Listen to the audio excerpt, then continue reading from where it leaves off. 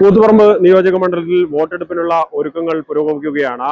കൂത്തുപറമ്പ് നിർമ്മലഗിരി കോളേജിൽ വെച്ചാണ് വോട്ടിംഗ് സാമഗ്രികളുടെ വിതരണം നടക്കുന്നത്. രാവിലെ 8 മണിക്ക് തന്നെ ഇവിടെയുള്ള സ്ട്രോങ് റൂമുകൾ തുറന്നു. 8:30 ഈ വോട്ടിംഗ് സാമഗ്രികളുടെ വിതരണം ആരംഭിച്ചിട്ടുണ്ട്. ഇത് അല്പസമയത്തിനകം തന്നെ പൂർത്തിയാകും. വൈകുന്നേരത്തോടെ തന്നെ എല്ലാ ബൂത്തുകളും സജ്ജമാകും. റിട്ടേണിംഗ് ഓഫീസർ പി ഷീനയുടെ നേതൃത്വത്തിലാണ് ഇവിടെ ഈ പോളിംഗ് സാമഗ്രികളുടെ വിതരണം നടന്നത്.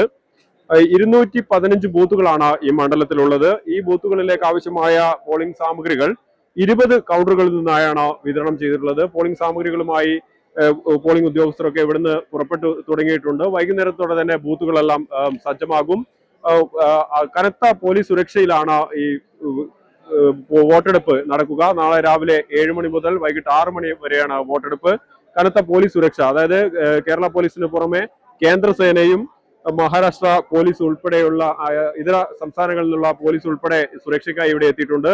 ഈ കൂത്തുപറമ്പ് സബ് ഡിവിഷനെ 3 സബ് ഡിവിഷനുകളാക്കി തിരിച്ചിട്ടാണ് സുരക്ഷ ഒരുക്കുന്നത്. കണ്ണവം കൂത്തുപറമ്പ് പോലീസ് സ്റ്റേഷനുകൾ ഒരു സബ് ഡിവിഷനാണ്.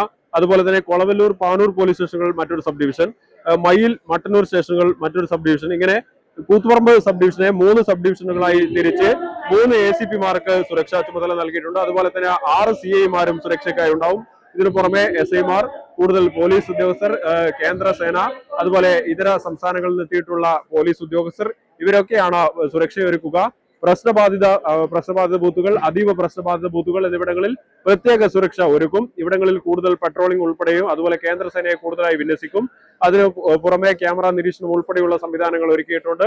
എന്തായാലും വളരെ സമാധാനപരമായി വോട്ടെടുപ്പ് നടത്താനുള്ള എല്ലാ ഒരുക്കങ്ങളും പൂർത്തിയായി വരികയാണ്. ഇന്നലെ കൊട്ടിക്കലാശം പൊതുവെ എല്ലായിടത്തും സമാധാനപരമായാണ് നടന്നത്. അതുപോലെ തന്നെ വോട്ടെടുപ്പും സമാധാനപരമാക്കാനുള്ള ഒരുക്കങ്ങളെല്ലാം തന്നെ പൂർത്തിയായി വരികയാണ്. വൈകുന്നേരത്തോടെ ബൂത്തുകൾ സജ്ജമാകും. അതിനുശേഷം നാളെ രാവിലെ 7 മണി മുതൽ പോളിംഗ് ആരംഭിക്കും. 7 മണിക്ക് പോളിംഗ് ആരംഭിച്ച് വൈകുന്നേരം 6 മണിയോടെ പോളിംഗ് പൂർത്തിയാക്കും.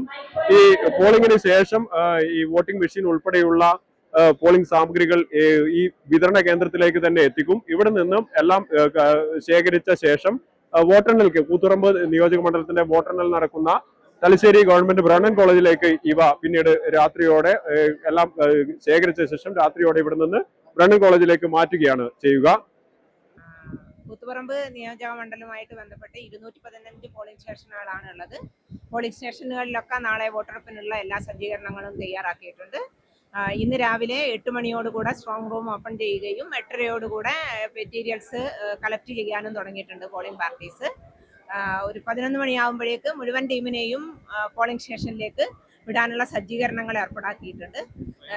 വൈകുന്നേരത്തോടുകൂടെ മുഴുവൻ പരിപാടികളും പൂർത്തിയാക്കി ബൂത്ത് വിസിറ്റ് ഉൾപ്പെടെയുള്ള കാര്യങ്ങൾ ചെയ്യാനാണ് തീരുമാനിച്ചത്.